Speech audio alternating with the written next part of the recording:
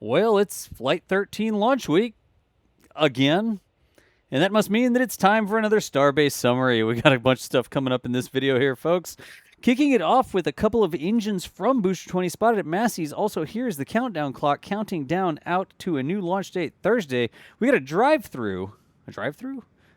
around Starbase in this video as well. They were out doing some testing with some cameras. And also over at Massey's, there is Booster 21. That's not for Flight 13. That's for another flight. So let's get into the Starbase Summary with some details. We tried something new there. We put a couple little clips at the beginning to let you know what was going to be happening. But here is one of the engines that was off of Booster 20. And of these engines that we're going to see, we see three of them here. It looks like two of them were ones that did not. What's the precise way of saying this? Were not illustrated as igniting on the on-screen telemetry on the SpaceX official feed. And then one of these actually did. The light lit up, a little circle turns white, I guess, whenever the engines are on. Now, what you see in that little diagram on the SpaceX live stream, it's binary. It's on or off. It's yes or no, and that's not really how the engines work. It's like, it doesn't really mean flames or not, right? It can be different phases of the startup, and that sort of talks about whether or not they get shut down violently, like the water hammer sort of thing I was talking about last time, or if they're shut down gracefully. So just because the little light is on, that doesn't mean that we know, were they like fully ramped up, were they in the startup sequence, like exactly the state of those. But in any event, we did see three of the engines. Remember, Elon tweeted about two of them, but apparently we saw three out there. Now, that doesn't mean that they're going to go to Massey's, they're going to go to McGregor and get tested and then come back. It's perfectly possible that they had other standby engines that they've already put into Booster 20. These went out to Massey's for more testing or whatever. So, in any event, there we've got the ship back in Megabay 2. Got a long shot of the Starfactory here with it. It's almost like one of those optical illusions. Does it look to you like it's leaning a little bit, but it's curved? You know how it is. Some nose cones inside of Starfactory. We're just going to pan down the row. We've got a big fan in the back. Back there. Various states of tiling happening. And see a label on this one that told us what we were going to guess. Honestly, I will be honest, it's hard to keep up with which nose cone is which. And a lot of times we're applying, so we'll say a guesstimate, and we're trying to keep track. Sometimes it's just like, oh, the next nose cone that appeared, we're going to call this number. We don't always see an official label. So those take with a grain of salt when we say, oh, that looks like this, that, the other. It's not an official statement. Now, here's the fancy smancy countdown clock and some speakers, I guess, next to him. That's out front of the office building there it's going to be on the left in this drive-through. But I don't know if we'll see it here. Hey, big props to the team. We've got a couple more people out there, and the team was out doing some in-motion practice here on this. I can say this. It's sort of like behind the scenes, right?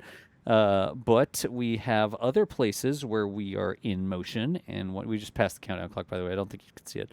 Where we're in motion, and we want to be able to get steady video that we're able to time lapse, we're able to zoom in on, get details, get wide shots for context. So the team was actually out driving the vehicle around. You can see this is coming from the passenger side here, because it looks like Jerry and I think Dee was out practicing with some equipment, some new techniques, some new settings on the cameras to make sure that we can get smooth video when we are moving other ways. Now here we're just like time-lapsing this together for you, right? But over on the right-hand side, we've driven all the way up Highway 4 over to Pad 1. Nice little panning, a little jump there, but that's why we're practicing. There's a little bit of a track. Hey, this is D, actually. It looks like they both took turns in the passenger seat. But here we have the pad and the wall on the other side of it. Are we going to go to the finished wall in a second? That's going to be Pad 1 over there. Got a bunch of the pumps, condensers, and stuff like that. Interesting. Again, we're on Highway 4. We're coming up to the fill station and the turning circle here. ASU is going to be on the left-hand side, but we're sort of looking at the tower. Here's trucks in line for the fill station. There's going to be the fill stations over there. Pad 1 behind it. A bunch of the tank farm stuff there in between the two. And I don't actually know. I don't know what all we're going to see. We're going to find out. This is the turning circle. That's the end of Highway 4 out towards the beach. There's the ASU. So we went down there and we sort of did a turnaround. Looks like a crane they're taking over. They're taking that apart or putting it back together. Got some deliveries for... Was that? This is Jerry of the Wind.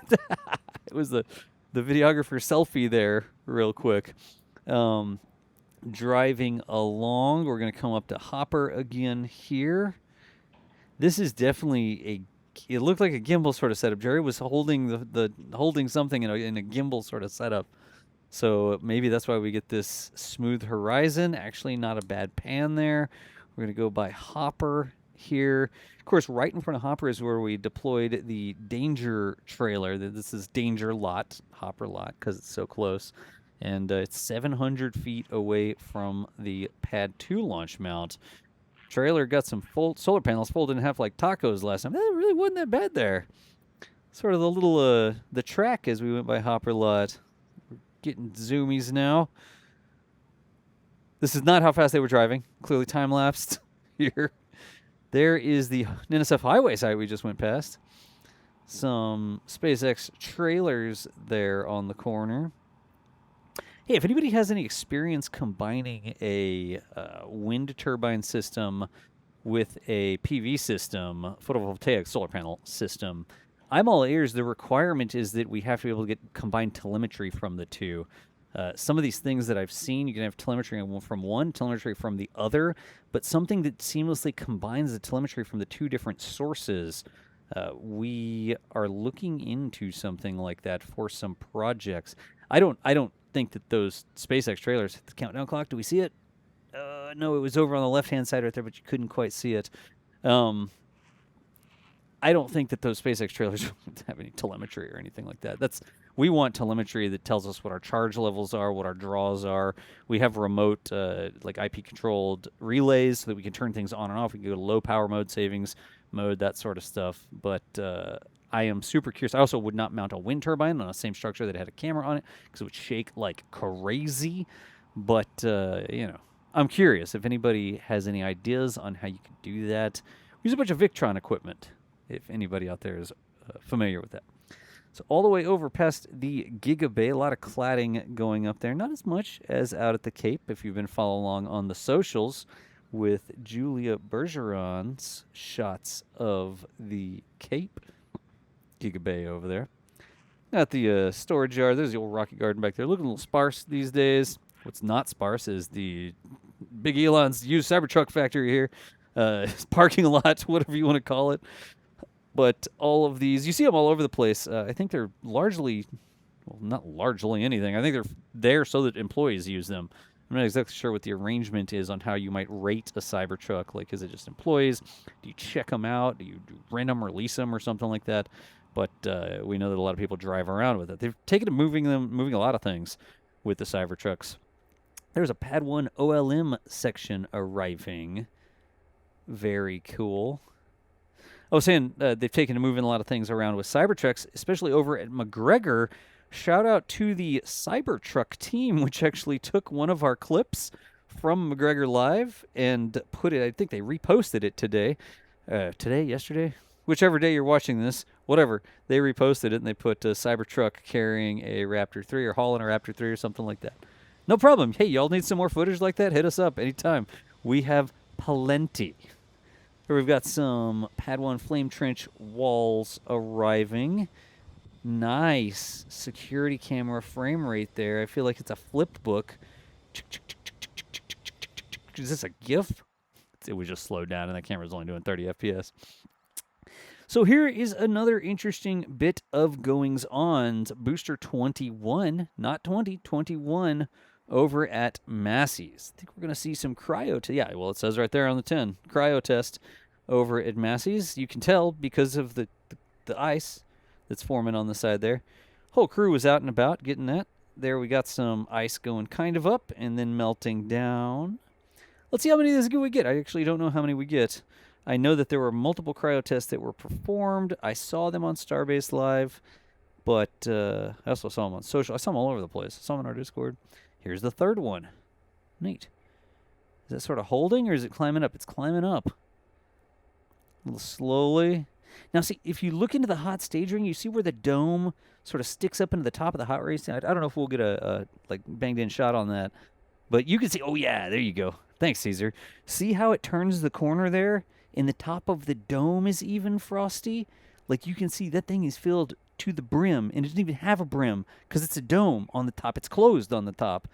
But you see that all the way up there, turning the corner where those struts are attached. If you ever see cryos out there and you see that sort of hot staging ring, you can really see how much that ship, or sorry, how much that booster, that doesn't look like a ship at all. It's not pointy enough.